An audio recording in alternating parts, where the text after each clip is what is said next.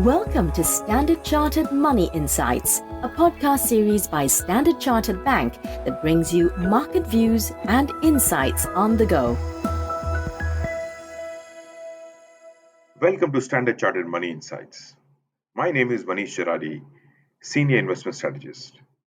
We have just released our global market outlook titled Living with COVID. And in today's episode of the podcast, we'll discuss the key messages from the monthly publication. Joining me today for this conversation, I'm glad to welcome Audrey, Senior Cross Asset Strategist. Without further ado, let's get started. Audrey, to start with, could you briefly share the key messages from the global market outlook? Thanks, Manish. Well, the key messages are we see equity markets transitioning to a slower but more sustainable pace of gains as economies learn to live with COVID-19. Within equity regions, US as well as European equities remain our preferred markets. We see Asia ex Japan and China as core holding and believe that there will be more attractive entry levels in the coming months ahead.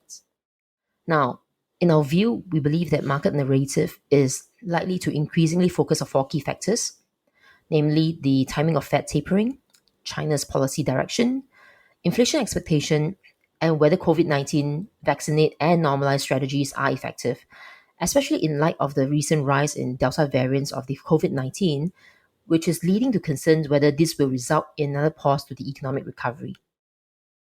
Well, the UK probably offers the best real-time gauge in terms of how this will pan out. If we look at the UK COVID infection, it appears to have largely peaked already. And if the surge earlier is not accompanied by a similar rise in hospitalization rate, then the market outlook for risk assets could brighten significantly.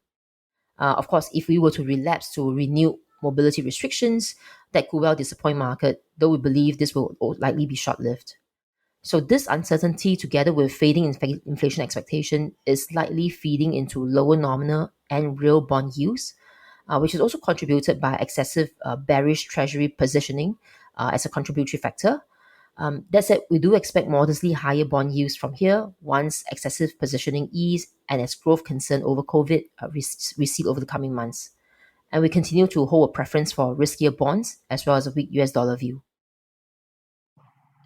Okay, so most recently, China Hong Kong equities have fallen sharply. What do you make of the regulatory crackdown? Is this time to turn constructive on China? Well, the Chinese authorities have issued a series of regulatory reforms or measures across a variety of sectors, including internet, fintech, healthcare, education in recent months. And these crackdowns have rattled investors and negatively impacted financial markets, especially on the affected industries. Now, there remain many questions about what is the underlying motivation and drivers behind this crackdown and which sectors may potentially be targeted next. And in our view, there remains considerable uncertainty. But if we were to look at some of the reform measures that has been announced so far, they do appear to be aimed at advancing some of China's long-term strategic objectives, such as to achieve common prosperities, achieving global leadership in technology, and here we are referring to high-tech manufacturing rather than the consumer tech, as well as managing competition long-term with the US. Take, for example, the guidance that they've given for some companies to pay minimum wages and enhancing social benefits to flexible workers are likely aimed to enhance overall social equality within the society. And similarly, the crackdown on internet firms may well encourage more domestic firms to list in China or Hong Kong, thereby helping to develop their domestic capital markets, which in our view is to help manage the long-term competition with US in time to come. Hence, in our opinion, regulatory pressure will likely continue to remain an overhang over the coming months. But that said, the recent PBOC decision to cut the bank's reserve requirement ratios by 50 basis points in July is a step in the positive direction. Now, historically, the central bank has never stopped with just one round of triple R cuts. Hence, we believe that we can expect further easing from here. And an easing of monetary stance could also signal the bottoming of China's credit impulse and offer a tailwind to equity market, a bit with a lag. If we look at in terms of the technical pictures, The MSCI China is now testing crucial support around its 200 weeks moving average. And the rising slope of this long-term moving average basically raised the probability of a rebound from here, as it did in 2018, in our opinion. Of course, the flip side is the index could also fall through the 200 weeks moving average to test its previous low in 2013, but that's not our central scenario. And if the intensity and tone of regulators were to lessen, say, over the coming months, perhaps to avoid destabilizing the domestic markets, this may well create buying opportunities in some selected sectors, given how beaten down some of their valuations are. So we will keep a lookout for the technical outlook to bottom out before turning more constructive on the broader Chinese market, which is a core holding for now.